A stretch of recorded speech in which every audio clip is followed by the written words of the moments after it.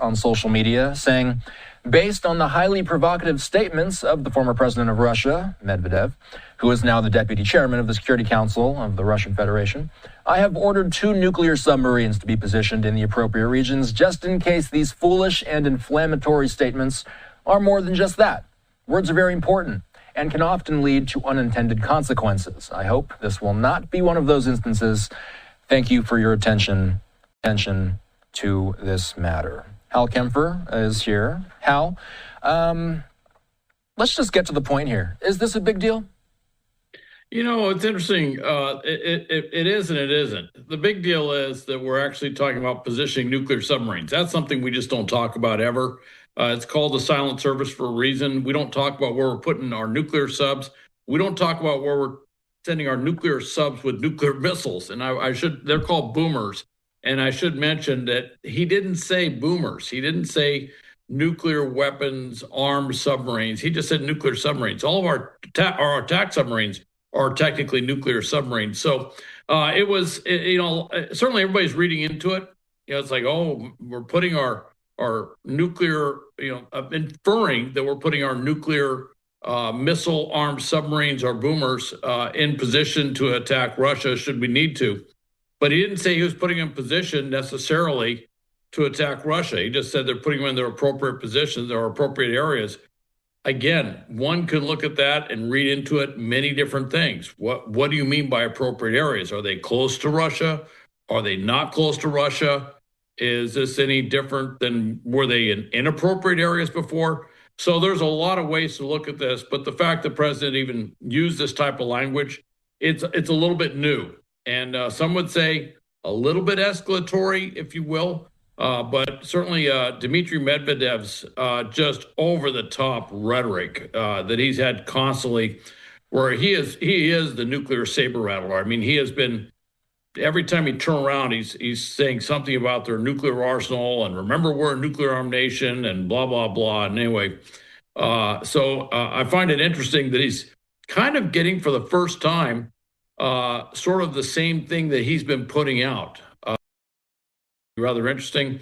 And certainly the first time that a president of the United States has said something quite like this in response to certainly what Medvedev has been saying. For some background, Hal, Trump said on Monday that he's giving Putin 10 to 12 days to stop the killing in Ukraine. That shortened a 50-day deadline that he had given the Russian leader 2 weeks ago. Hal, what happens if Putin doesn't stop fighting? What if the killing doesn't stop before Trump's deadline? What happens then? Well, that's an interesting situation. And if I was to put money on it today, I'd say he's probably not going to stop fighting. I would be very surprised.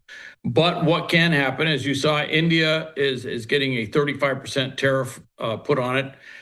Potentially, if everything was put in place with the legislation that has a lot of bipartisan support, and President Trump has indicated he would be willing to sign, if all that is put into place, it gives him the ability to put a very large secondary tariff on Russian oil.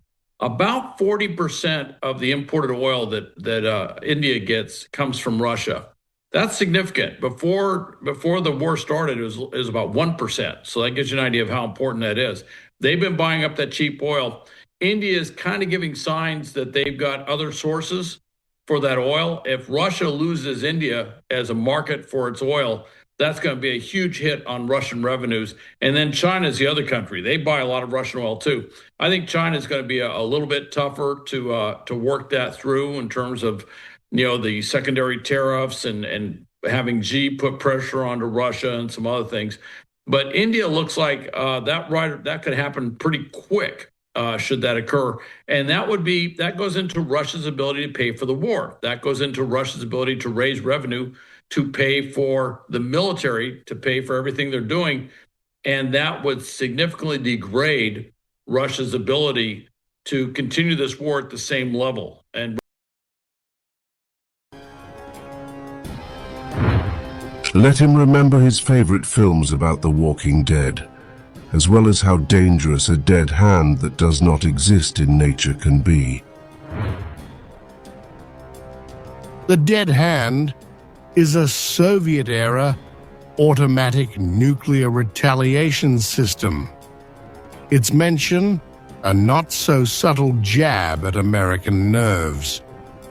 The latest salvo follows an angry outburst by Trump late Thursday on Truth Social, where he directly called out Medvedev by name. Stranger things have happened. Tell Medvedev, the failed former president of Russia, who thinks he's still president, to watch his words.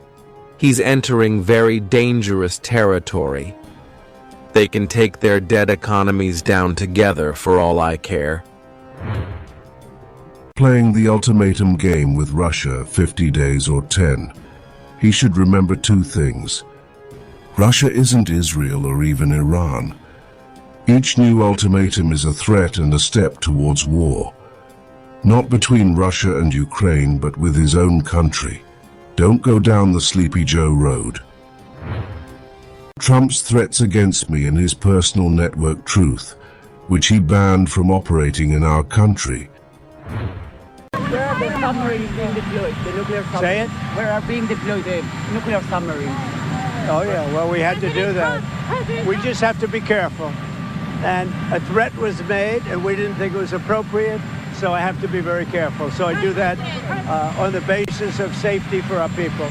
A threat was made by a former president of Russia, and we're going to protect our people. What did Medvedev say to you that made you really mad?